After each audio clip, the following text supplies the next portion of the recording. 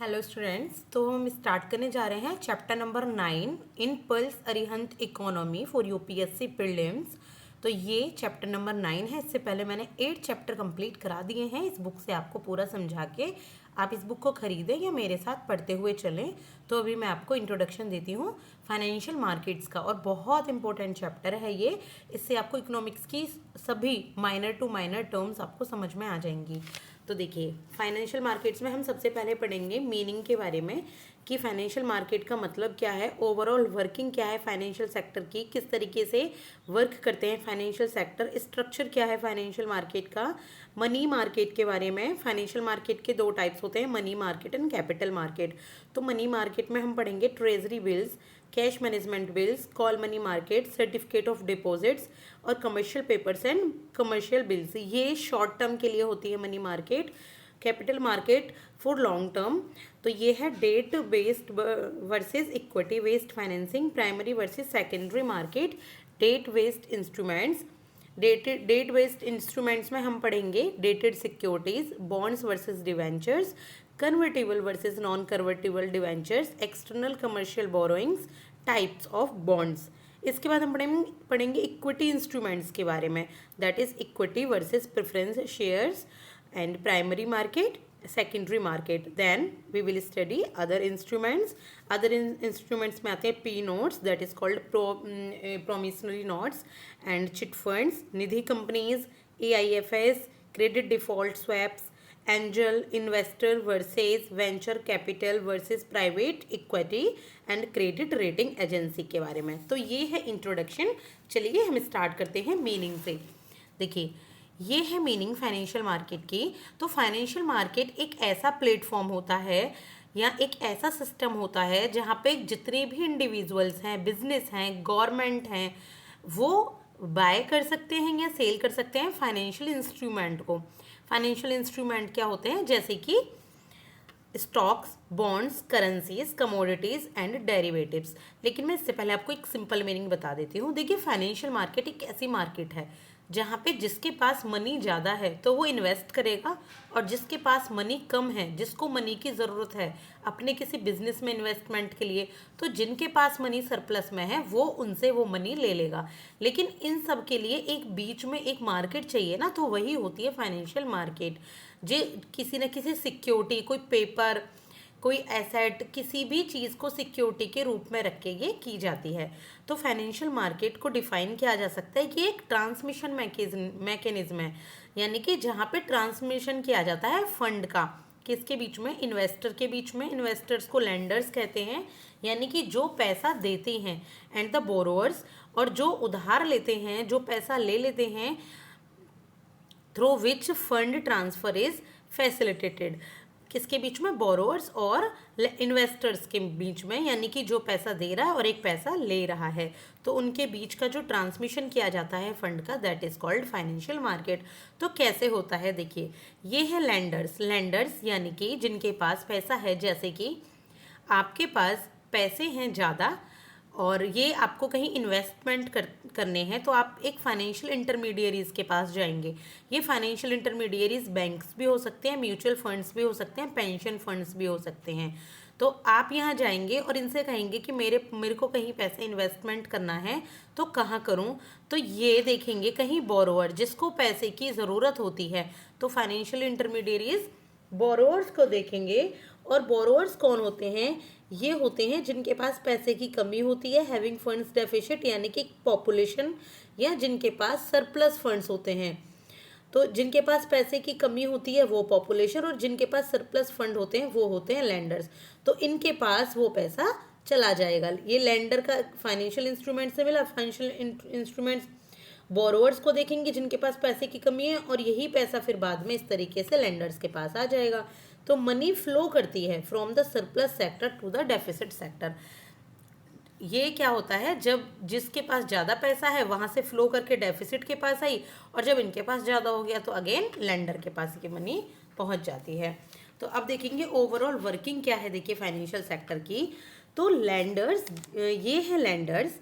और देखिए, लेंडर्स जो होते हैं, यानी कि जो पैसा देते हैं, वो क्या, उनको फाइनेंशियल सिक्योरिटी मिलती है पैसे के बदले। क्या मिलती है, फाइनेंशियल सिक्योरिटी मिलती है पैसे के बदले। और ये मनी देते हैं अपनी सरप्लस मनी किसको, फाइनेंशियल इंटरमीडियरीज को, बैंक्स को, फाइनेंशियल इंस्टीट्यूशंस को, म्यूचुअल फंड को, इंश्योरेंस कंपनीज को और पेंशन फंड को। और ये लेंडर्स को क्या देती हैं, सिक्योरिटी, एक सिक्योरिटी देती हैं और उस पर देती हैं एक इंटरेस्ट जो इसने पैसा दिया हुआ है बाकी दूसरे इंटरमीडियरीज को।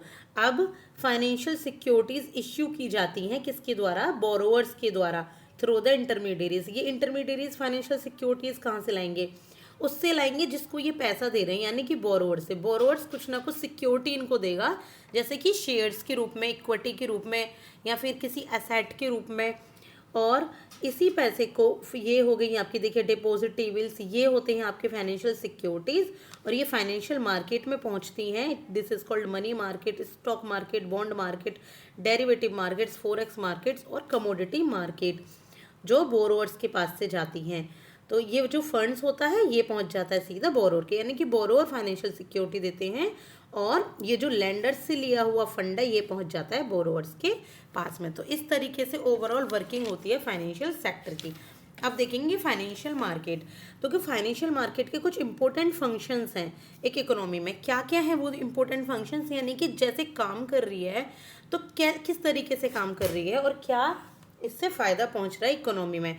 देखिए फैसिलिटेटिंग कैपिटल फॉर्मेशन, देखिए कैपिटल फॉर्मेशन हो रही है जिससे इकोनॉमिक ग्रोथ हो रही है। किसी भी इंसान के पास अगर सरप्लस है पैसे का और वो इसे सिर्फ अलमारी में रख रहा है तो क्या उससे ग्रोथ होगी, वो पैसा जितना है उतना ही रहेगा। लेकिन आप देखेंगे अगर इन्फ्लेशन बढ़ जाती है तो उस पैसे की वैल्यू 10 साल बाद, 5 साल बाद रहती नहीं है उतनी। लेकिन अगर आप उसे इन्वेस्ट करेंगे तो उसी पैसे की वैल्यू एक्स्ट्रा हो जाएगी, बढ़ जाएगी। तो कैपिटल फॉर्मेशन होगा जिससे इकोनॉमी में ग्रोथ होगी, पैसा घर से निकल के इकोनॉमी में जाएगा। और इसके बाद efficient allocation of capital to the most productive use, जो कैपिटल है उसका मोस्ट प्रोडक्टिव यूज़ होगा, जैसे शेयर्स है, इक्विटी है, असेट्स है, बॉन्ड्स हैं, तो इन सब का एक अच्छा यूज़ होगा, एक इफ़िशिएंट एलोकेशन होगा, जिसको जिस तरीके से ज़रूरत होगी वो उसको यूज़ कर सकता है। Determination of market prices for financial assets which helps investors to make informed decision and facilitate fair valuation of investment। Investment का फेयर वैल्यूशन होगा, किस तरीके से होगा कि जो फाइनेंशियल असेट्स हैं वो मार्केट प्राइस उनके ऊपर डिटरमाइन किया जाएगा कि मार्केट प्राइस क्या होगा। कोई अपनी मर्जी से मार्केट प्राइस नहीं रख सकता, जिससे इन्वेस्टमेंट जो होगा वो फेयर होगा।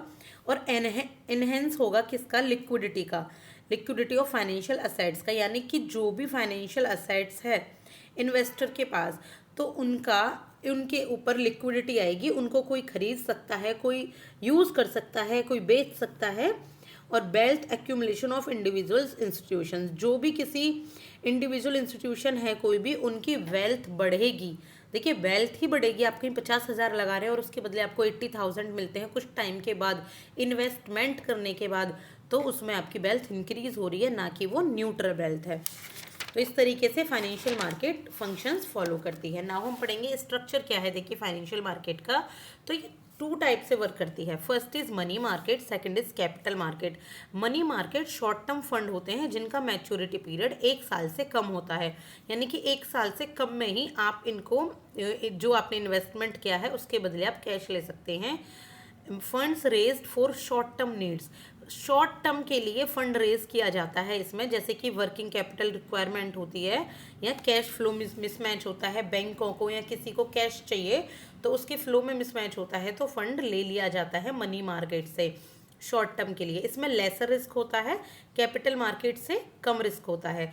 आरबीआई रेगुलेटरी बॉडी है और इसमें ये होते हैं treasury bills, commercial paper, certificates of deposits are the main instrument. Mostly पूछा जाता है एग्जाम्स में कि मनी मार्केट शॉर्ट टर्म है या लॉन्ग टर्म, या इनके बारे में पूछा जाता है। ये मनी मार्केट के जो पार्ट्स हैं ये शॉर्ट टर्म में है, लॉन्ग टर्म के हैं। कैपिटल मार्केट मीडियम या लॉन्ग टर्म फंड्स होते हैं जिनका मैच्योरिटी पीरियड 1 ईयर से ज़्यादा होता है और इसमें लॉन्ग टर्म के लिए कमिटमेंट की जाती है, जैसे कि बिजनेस को एक्सपेंस करना हो या कैपिटल की फॉर्मेशन करने हो।